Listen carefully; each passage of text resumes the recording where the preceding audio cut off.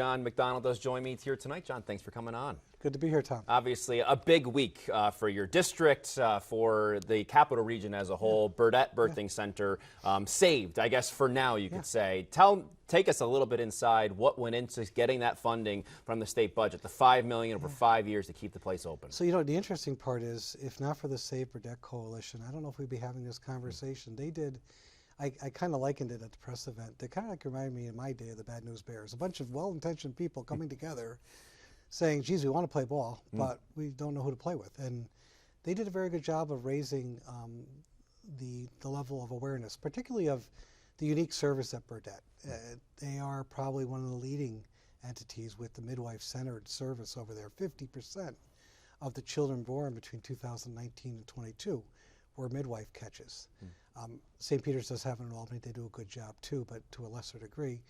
And it was about really looking at where we should be heading in regards to maternal health.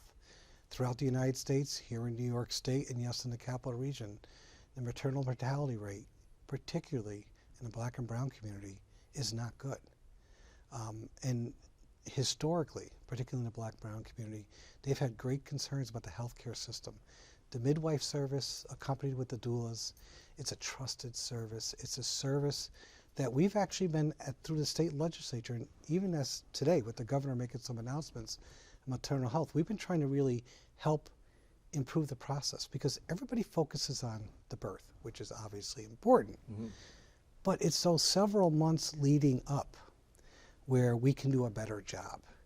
And one of the things, and Dr. Hanks and his team, we've had a lot of conversations over the past 10 months.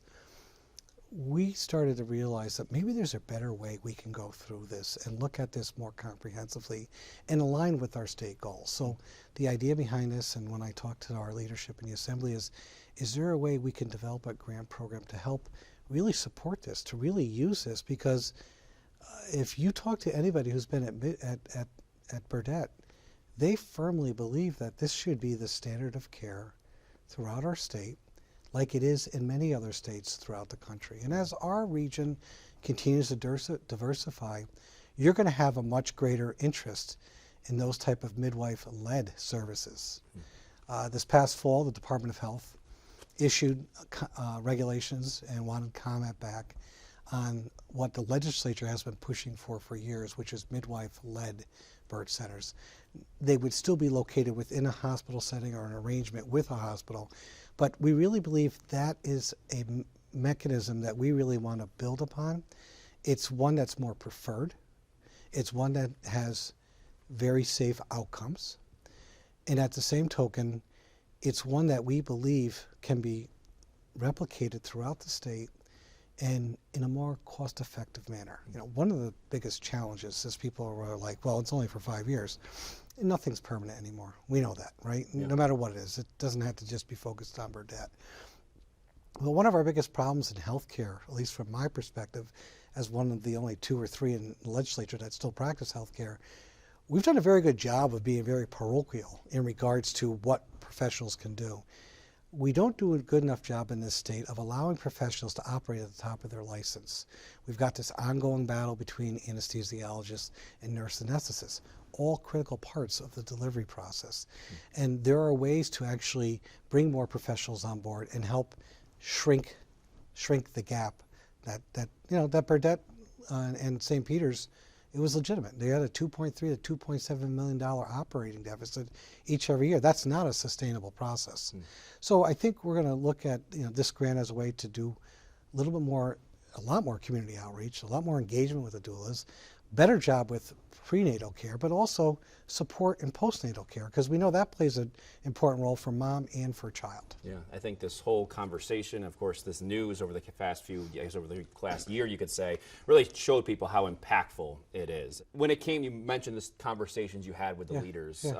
What were those conversations like? Because it was interesting, because leading up to the deadline of the budget and after that, SUNY Downstate got a lot of the publicity, if you will. There was a lot of people that were working to make sure that stayed open, which you did do in the budget as well. And that came at a price too. Yeah, where did Burdett fall in those conversations? That was more of a private conversation with the right people. Our leadership in Ways and Means, the health chair, the speaker, and it was really about this issue is something that our assembly really majority cares about. We hear this conversation time after time throughout the state, different members, and the reality is that this is one item that we really care. We care about a lot of items, to not be clear, but this is one we really cared a lot about. And that's why I said, if we look at it, and I looked at the gaps that are there. I know how to calculate Medicaid rates. I'm a provider, so I could see where the state was coming up a little bit short. But at the same token, what really resonated with me throughout this process as I listened through the process is that there really wasn't a full appreciation of the midwife-led services at Burdett. There really wasn't. And I talked to a lot of people. As I said Monday, I said, I didn't know a lot about midwifery 10 months ago. I feel like I'm an authority now. It's... And they've, not to interrupt, but they've spoken. They have had their voices heard. A lot of them have been very brave to step up and speak. And they've spoken with us, they've done stories and saying just exactly how their role, I guess, in everything. They were key. They were the ones that got everyone's attention. Yeah. Throughout this process, we would meet. There'd be a coalition. It'd be the coalition, but then there'd be other people. There were supporters. There were benefactors. There were community nonprofits, all that were concerned. And at the same token, the irony is many of those nonprofits work very closely with St. Peter's. And I've known St. Peter's. My mom used to be on the board a long time ago. I've worked with them for 35 years as a healthcare professional. I have a lot of respect, but it was just a difficult situation. And we would meet. I'd host a Zoom every 2 weeks to how are things going, where can we be helpful. And the nice part from my perspective, although emotions ran high and sometimes things got heated, it was overall a very civil process. I remember back in the fall, it was probably around Thanksgiving, give or take, and St. Peter's always has their annual fundraiser at Franklin Terrace. I love going, but this year I couldn't go. I just couldn't. But Save Burdett folks said they were going to be there. And I said, well, please be civil. And they were great. They were there holding their signs, not getting in the way of anybody.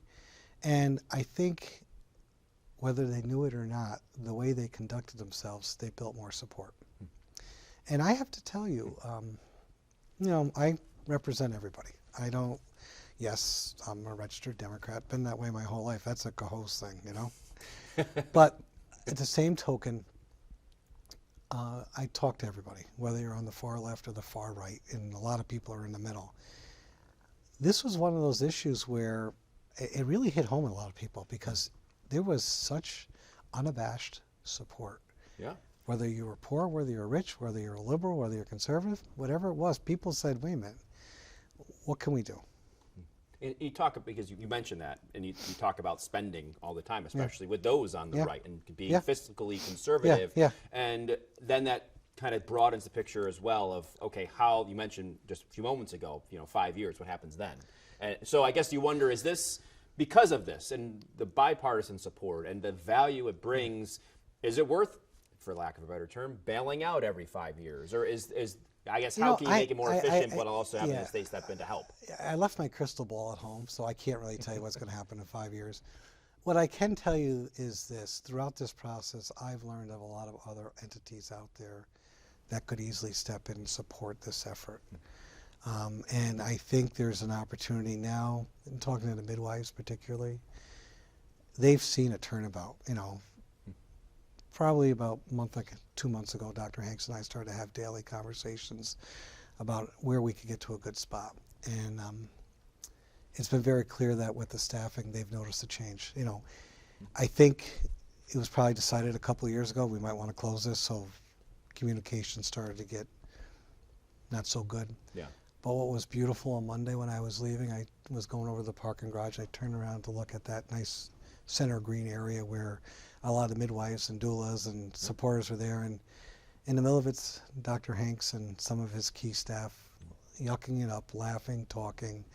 I think they're going to find a way that in 5 years from now, I don't think it's going to be the crisis that we just endured. And I think there's going to be other options. I do believe, and listen, the hospitals are struggling. Hospitals are struggling because they're prime business, all right? used to be doing a lot of hip and knee replacements, and now pretty much everybody wants to get them done at ambulatory surgery centers because you know what? It's easier, it's cheaper, works out well, more convenient. So the hospitals are struggling all over. It's not just St. Peter's, it's Albany Med and many others, because their prime line of business has kind of been taken away from them. We've got to figure out a way to make sure hospitals are going to be sustainable, because really, quite frankly, where they're at now is they're really dealing with the most sickest of all patients. But we got to make sure that we still have access to them for those who are really sick. And we're going to need them for serious situations, but I actually see a day when maybe the ambulatory surgery centers can serve as that critical partner with a midwife-led birth service. And it doesn't necessarily have to be in the hospital. So I think there's opportunities down the road. I think now that everyone's got their eyes on the ball, I think we're going to have a very positive future. You know, and you look at, just jumping off of that as well, I mean, we talk about the time about emergency rooms and what that looks like right now. Yeah. I guess it doesn't seem like there's a quick fix, and that seems to be part of the efficiency that's going on, not just with spending, but just how and how it works with an ambulance and where they're going and what kind of services they can provide away from the hospital and so forth. And this gets back to the scope of practice silo problem that we have in this state. Good examples. New York State, you walk into a pharmacy now, you could probably get a COVID test and a flu test, but you can't get a strep test, you can't get an RSV test. Wouldn't it be nice if you're not feeling well, instead of going in, sitting in an ER with a bunch of other sick people for 6 to 8 hours, the pharmacist could do a test, get a positive, contact your doctor, get you your prescription, move you on your way. Nope, in New York State, because of our scope, we restrict that from happening. Doesn't make sense. We need to really try to figure out ways when we have people going on EMS calls. You know, I feel bad. You know, you look at our municipal services, Troy Fire Department, they're still spending 2 or 3 hours on the ramp trying to discharge the patient. Yeah. Meanwhile, our laws require them to bring them directly to the hospital when maybe an urgent care center might do. Or better yet, if someone has a stubbed toe or they have a headache, a doctor on a device can say to the patient, you know, you really don't need to go to the ER. Yeah. You could go home. What's your pharmacy? We'll get your prescription sent to you. And that, and still we have to pay the providers to do that. That's part of our treat in place type approach that we're looking at trying. You talk about priorities for the end of the budget. Yeah. The upstate members and Long Island members, this is not a New York City issue per se. We're trying to figure out how to save EMS. Yeah, that was part of the governor's it was part of the budget. It got pulled out. Too, I think. It got pulled out for whatever reason we don't know yet, but we have 5 weeks left, 16 session days left, and I had a meeting with the upstate members today, and we're trying to figure out how can we actually help EMS be more efficient, take stress off the hospitals and the ERs, because it's not productive. Yeah. The hospitals will tell you this; they're not opposing it. And that affects people, right? It absolutely. It comes down to the person that's waiting for 8 hours. Listen, 25, 30 years ago, I used to have a guy next to City Hall in Galls, right? I'll go back 24 years ago. He called every day. Do you know why he called? He wanted to have lunch and dinner. That's why he called. Guess what? It didn't take us long to figure out. We hook him up with Meals on Wheels. He doesn't need to be going every day. Because if you call and say you want to go, right now by law, you have to go. Right. And that's a huge burden on the system. It's a waste of taxpayers' dollars when it comes to Medicaid particularly, which is probably 60% of the calls on a given day. So we can do better, and I think it's a matter of really having a full-throated conversation about scope of practices for all healthcare providers. And that's something that we've not been good at in this state. You know, and that's not laying fault at anybody, but we need to have a look at the situation and say, how can we do this better? You talk about the end of session, 16 session days, is that right? Yeah. 16. Hit the ground running back on Monday. Yeah. We heard the governor talk about this from her state of the state. I think back in the fall, she proposed legislation regarding social media algorithms and restricting those and parental influence there. How far can you go at this point to be able to get some of her initiatives through? And as she says, it does have an impact on the mental health. That's the ripple effect on a lot of this. I mean, we're all glued to these devices, you know that. And what we don't realize is that it's being pushed. We're not looking for it, it's being pushed to us, right? We just don't know the mechanics. It's just amazing how, the CBS 6 show stories always show up first in my phone. How about that? How about that, right? So, the challenge is this, personally, this should be done at the federal level.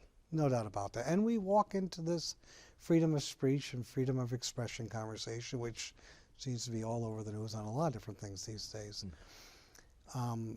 There's a proposal. This is something that the governor and the attorney general started pushing last fall. Yeah. And our, respective chairs of the committees of jurisdiction have been carrying the legislation. Quite honestly, we haven't discussed it too much. We did not include it in the budget. We don't do a lot of policy, particularly complicated policy in the budget. So the hope is we can get that across the goal line over the next 16 days. And, the challenge with this is we might have a first in the nation. But whenever you have first in the nation bills, that usually means it's first in the nation to be sued as well. So, and we're dealing with some very big entities. These, they work, they count their daily receipts in billions, not millions. Yeah. And so therefore we've got to be very mindful of the Goliath that we're going to be fighting. And there's been a lot of intention behind this. You see it with the mayor down in New York City. He even, I think it was his State of the City, this was a big part of what he was talking about. No, it's a very interesting time. And I guess probably every generation says this, but it's good that people feel comfortable expressing themselves. The problem is that they need to be able to understand that there are certain factors behind the scenes controlling their thoughts. That's a scary thought. We want people to be able to understand and see information and be able to make their own decisions, not be forced into them. And particularly for the kids. The kids, it's scary. My daughter is graduating next weekend from college. Her graduation in high school was, her last year in high school was terrible. And I think it has impacted the kids in big time. Yeah. And we want to make sure that they understand that everything can't be on the screen, it's got to be in person. You mentioned the discourse, I guess you could say, going on right now, and you see what's going, Columbia, of course, that's sort of, I guess you could say where a lot of this began, and it's now spread to other colleges, universities, these pro-Palestine encampments, I guess you could call them, the calls for ceasefire, but there are other things being said, amongst those protests. What role does the state have in any of this when it comes down to when the line is crossed, or what's going on in these campuses right now, whether it's a private or a public school? Well, the interesting part is with private colleges, they pretty much have control of their sites. Public colleges have their responsibilities. Obviously, legislators will weigh in, and you've seen many of my colleagues shout a lot of different things out there. Once again, people are entitled to freedom of speech. They're not free to hate. And I think that's part of the problem that's out there right now is there's a lot of different dynamics playing. There's a lot of students that are excited. This is their first time they're really getting involved. And you know what? That's okay. There's nothing wrong with that. It's great. But what always concerns me is that when people are first venturing into something, they don't realize that there's people somewhere around trying to take advantage of them and trying to use their own agenda, which is actually contradictory to theirs, to manipulate a bigger crisis. And, it's tough. I don't think that, people should be, the comments that have been made, particularly against the Jewish community, it's terrible. The Muslims, it's terrible. And listen, I have a very strong Jewish community behind me, and I support Israel. But same token, when you look at this whole war, there are a lot of people being killed on both sides. That's terrible. That's absolutely terrible. And you have an organization like Hamas. I mentioned earlier about somebody who's outside trying to get advantage of it. But Hamas is manipulating this. They are having a field day with this, and that's wrong. And it's difficult. There's a lot of people get frustrated because this isn't on our land, but why are we having the wars here? And you mentioned the conversation, the war, and I think maybe not a lot of people understand how far this goes back. Yeah, this goes back to long to biblical times. Yeah, right. I think there's some history that probably also needs to be learned. I would say on both sides. But you think, obviously you have different. You mentioned some of your colleagues have said different things, and I mean, you do have people like Bernie Sanders who have gone out and said, well, how do you reconcile 40,000 in Gaza that have been killed. And on the other side, the latest statistic, it's still the initial attack by Hamas in Israel. Right, I mean, right. the numbers, I think, do you think that's what's, I guess, igniting a lot of the frustration of the individuals there to say, wow, like, look at the difference in these numbers and what's going on right now? And why are we not talking more about it, I think is Well, is a we're lot of definitely frustration. talking about it. That's for damn sure. I think the United States is kind of in a position where we can be an influencer. And that effort is going on in many aspects. And, it's very clear when you have, in a bipartisan manner last weekend, Republicans and Democrats supporting Israel with funding, supporting Ukraine with funding, and actually supporting Taiwan with funding. Those are important aspects to deal with that. And at the same token, that the President and Blinken are trying to work through a variety of different mechanisms, through other countries, to get to a ceasefire, to get to a position where hopefully cooler heads will prevail, and more importantly, where innocent people are not being killed. It's terrible. Here in the capital region, every year I participate with a couple different genocide commemoration events, the Armenian community and the Ukrainian community. And, we have still, God bless, at least in the Ukrainian community, some children, some individuals who are in their 90s who are survivors. And it's heartbreaking to hear their stories. And at the same token, some people will attribute what's going on in Israel as some modern day version of a genocide of some sort. Listen, young people are protesting. I get it. They have every right to protest. But we also have to be mindful of the fact that it needs to be done in a civil way. And that goes for all sides of the aisle. We've had situations where supremacists have reigned terror, going into churches and killed innocent black people trying to worship. That's not tolerable. That's not what the United States is about. You did mention the outside influences. I believe the mayor did say today down in New York City that when they broke up the encampment the other night, 40% of the people that were there were not affiliated with the university in any way. So that does lend some There's credence. anarchists out there, and what their job is to make the police look bad. And we need to make sure that law enforcement is respected. Lord knows, unfortunately, that doesn't happen enough either. Difficult job for law enforcement, really is, because at the end of the day, and I was a mayor, so I used to deal with, I was responsible for public safety in Cohoes at one time. Much smaller numbers, a lot of smaller issues, but at the end of the day, those men and women that put on a uniform, they're going out there just to try to make their community a better place. That's what they're trying to do. But when you get thrust in these situations where people are just yelling and screaming to try to provoke you, just to get that moment on TV where they can take something and make it viral, it's very difficult. So the discipline in police officers is remarkable in many aspects. I think it was the ripple effect of the social media and how that can be it's pervasive throughout culture these days. People, of thought, it's funny because, I have a friend that works in a pharmacy who, she always relishes living in the pumpkin patch where you're just over there like in that little Charlie Brown thing where you're just going about your world and looking at things and not worried about what's going on. Think back 60, 100 years. It took days to find out what's going on. Maybe the radio was the major breakthrough where you could listen to FDR talk about Pearl Harbor and items like that. But, nowadays, within seconds, you'll know if I messed up, if I did a great thing. And the bottom line is, it's out there. It's not coming back. Once you reel it, it's gone. And we've talked about this with teens, right, in regards to, unfortunately some teens think it's appropriate to take nude photos and share that and these type of things. It's a whole different age right now. And people just need to be, my father always says, think before you talk. It's a good idea. Yeah, especially on social media. Yeah.